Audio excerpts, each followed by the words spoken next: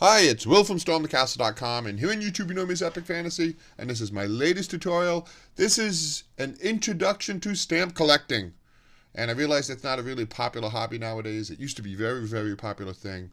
But I collected stamps many years ago, and past few years I've returned to it and really enjoying it. And we're going to go over a few things when it comes to stamp collecting, like how do you do it, where can you get stamps, and there are different aspects to it that I really like, such as there's the collecting of it. There is also the identifying of stamps, which is an art unto itself. Then here's a quick look at one of my collections of stamps. This is United States stamps, and stamps do have a very long history, and there's some interesting things like right here. See something wrong with this stamp? The airplane is upside down.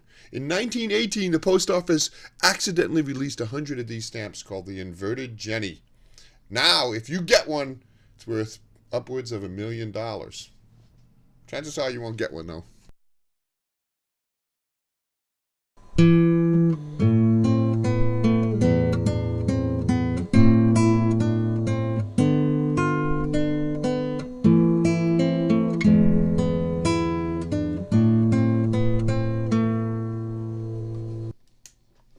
Okay, so first off, how can you get stamps? There's a lot of different ways you can do it. You can buy them from Amazon or from eBay. You can check out Craigslist.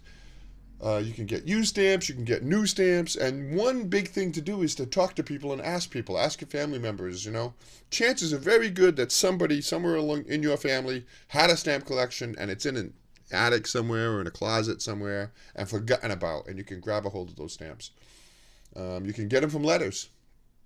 And even though people don't write letters anymore, which I think means stamps are going to become more valuable because we're using less and less stamps thanks to email and the internet.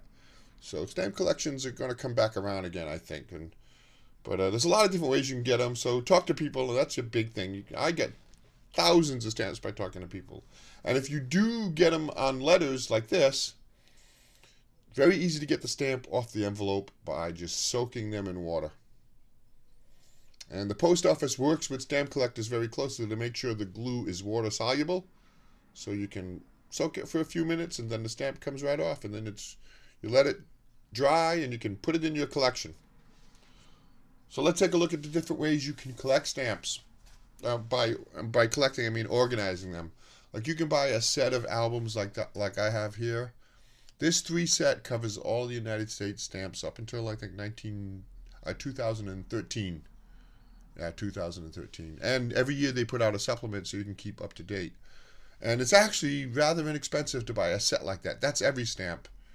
Or you can buy a smaller album like this that covers the major stamps for just about any country.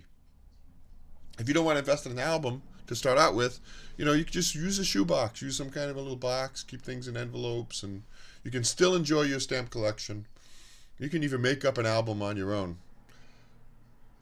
Or you can get something like this called a stock book, which I really like because I have specialty collections, like castles are one of my specialty collections. Stamps all about castles, and I keep that in a stock book.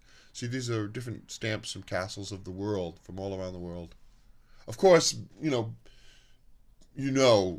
you follow my YouTube channel or visit my website, I love castles. So, of course, I have a castle stamp collection, and there are thousands of them, tens of thousands of castle stamps, because castles are an interesting thing. But there's all kinds of subjects, from butterflies to cats to astronomy and space and scientists and all kinds of different stamps. You can collect a specialty. That's called topical collecting because it goes by topic.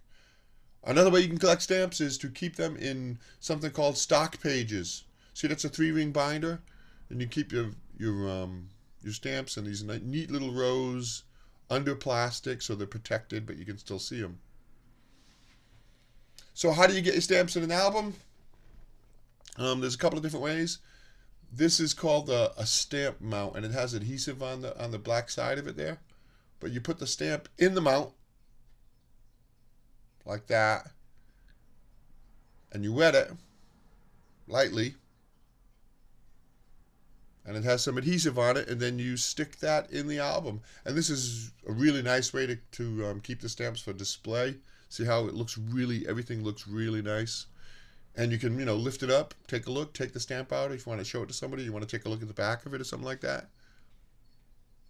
But a little bit more expensive way to do it, but for finer stamps, it's a good option.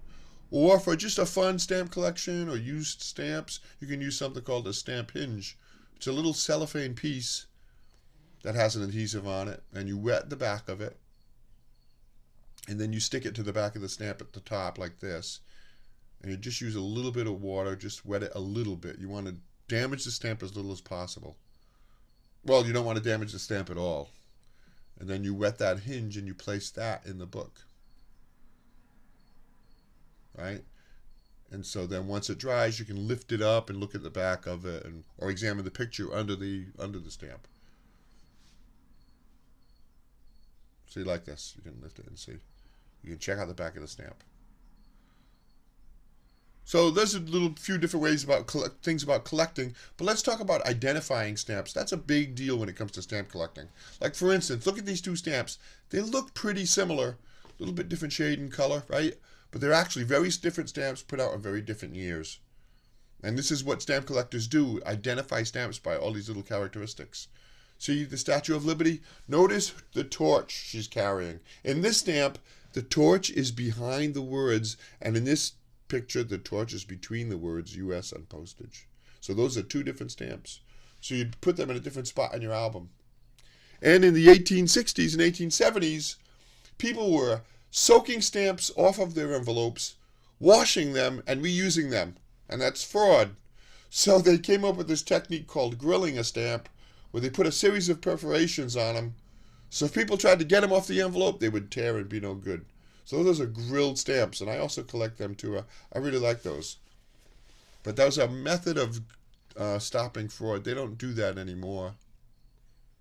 But the grilled stamps, I have a collection of grilled stamps. I love those stamps. They're a little bit more pricey, a little bit more difficult to come by. Another thing to prevent counterfeiting of stamps is the post office actually puts something called a watermark on the back of sheets of stamps. And this is like a secret mark. So you can tell the difference between a real stamp and a counterfeit stamp. Now watch this. Put a little fluid on there, and what happens? Can you see that letter I? It's actually a letter P, but there, I'll show you the I. If you can see the P, and so that's the watermark. And this one has a part of an S on it. See it come right out like that? Secret watermark. That way you know this is an authentic stamp and not a counterfeit stamp. But so there's a lot of things like that.